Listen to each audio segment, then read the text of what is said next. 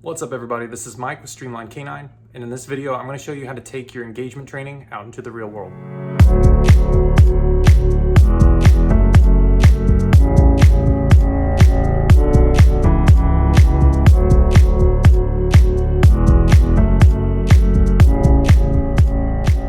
So the main difference between controlled and uncontrolled environments is that in a controlled environment, we can turn the distractions on and off as needed to teach the dog that it's not worth their while to interact with that thing and that it's much better for them to interact with us instead. But once you step foot into an uncontrolled environment, you can no longer do that because you don't have any control over the distractions anymore. So this means that you're going to have to manage your dog a lot more. You're going to have to prevent them from reinforcing themselves on all the distractions that may be in that environment. So what you're going to do is the same exact thing you've been doing this whole time, which is reward the dog for choosing to interact with you and ignoring the environment. The only difference is that now we are going to be going to many new uncontrolled environments. We're just going to be changing the environment on them. The drill will stay pretty well the exact same. In order to see success with this step, you're going to need two things. The first one is that your dog is going to have to be really motivated to want to interact with you. And the second one is that the dog has at least a basic understanding of how to handle distractions in a controlled environment before stepping out into the uncontrolled environments.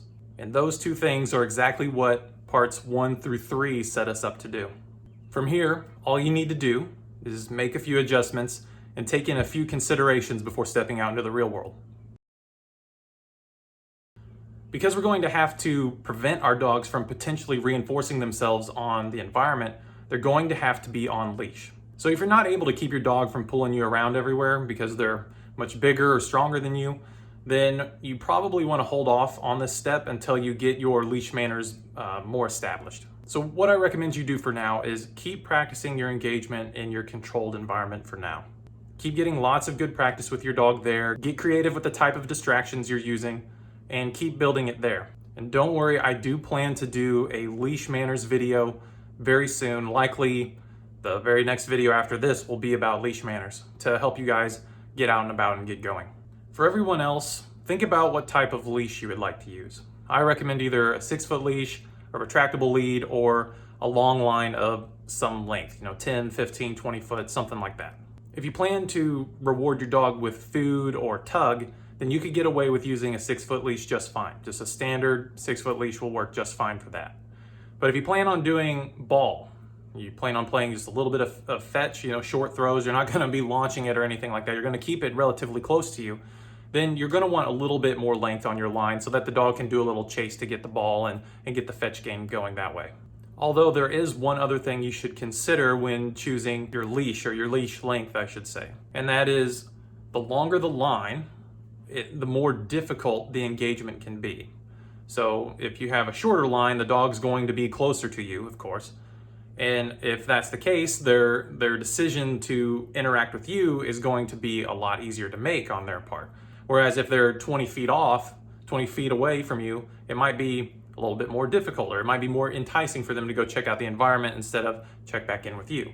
So if you notice on a 6-foot leash, your dog is doing really, really well, and you want some way to bump up the difficulty for them, make it a little bit more challenging, then creating a longer leash length could be a good option.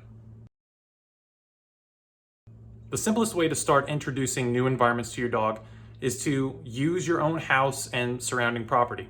For example, if you've been practicing in your fenced-in backyard up until now, what you can do is put your dog on leash and go to the side of your house and practice your engagement there. And then maybe to the front yard, maybe the driveway, maybe up closer to the road. And if you have some land, go to different parts of the land that you have, the far off field over by the lake or whatever you have. Use every square inch of your own property first. And then you can take it indoors as well. You take it inside your house. The only difference is, or something I would recommend, is that if you do your engagement indoors, I recommend that you use food and keep it pretty low intensity. Don't even do the food chase games too much indoors. Because what you don't want is the dog to start associating indoors with being rowdy and having fun. That's a good way to create a dog that runs around the house and shoves toys in people's hands and expects you to play all the time indoors. And if you don't want that, then you're not going to want to play with your dog indoors. Once your dog more or less masters engagement in your own home and surrounding property, you can start venturing out into more public places. Places like parks or hiking trails or home improvement stores, pet stores, etc. Like literally pretty well any place you can think of that a dog is allowed, you should go there and practice some engagement. I've got a few tips for you guys to help make this transition into the real world go a little bit more smoothly. My first tip is to make sure that you use the reinforcement that is the most motivating for your dog. So I have shown you how to use food, ball, and tug to reward your dog. Out of those three, if there's one that is clearly more motivating than the other two, then you're going to want to use that one. This is because now that you are in uncontrolled environments, you're going to be directly competing against other motivators in that environment.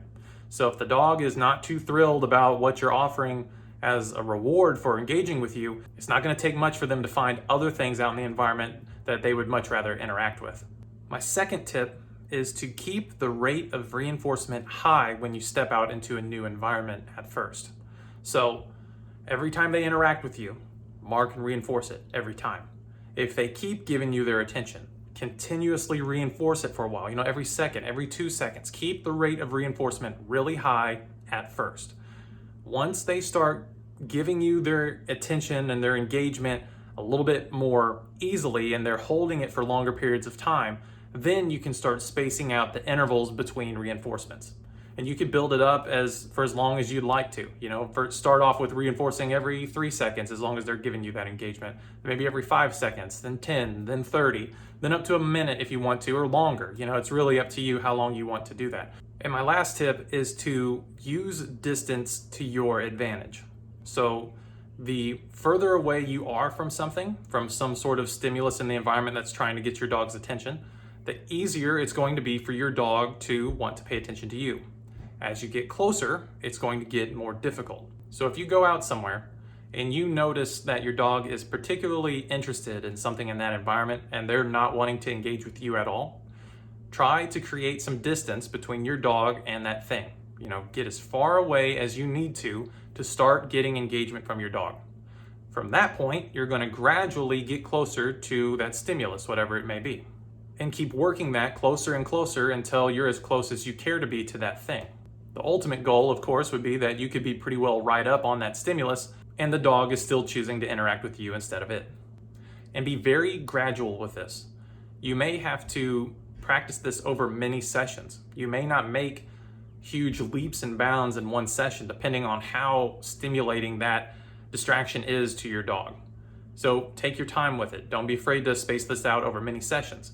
And if you notice there's something in the real world that really gets your dog fired up, maybe try to go back to your controlled environment and somehow introduce that distraction in your controlled environment and practice working your dog around it there. And then go back into the real world and see if it had any effect on the dog's willingness to engage with you. And one other thing to consider as it pertains to distance and using it to your advantage is that some environments are going to be easier to create distance in than others. For example, it's going to be a lot easier to create distance between your dog and stimulating distraction in a park, whereas in a tight aisle at PetSmart, it's going to be quite a bit more difficult, if not impossible. So generally speaking, going to outdoor areas first is going to be a bit easier, quite a bit easier in most cases, than going into indoor places such as home improvement stores and PetSmart. I want to reiterate one more time that engagement is not about obedience. We will build obedience off of our engagement. But first, we have to have the dog wanting to interact with us. Because if the dog doesn't want to interact with us, then we're going to have to force the dog to interact with us in order to teach it anything. And anytime you force an interaction, whether that's human to human or human to canine, that interaction is not genuine and probably not even pleasant. And if you want your training to be mostly positive, then the dog is going to have a mostly positive association to you from the beginning. And that's exactly what engagement helps us do.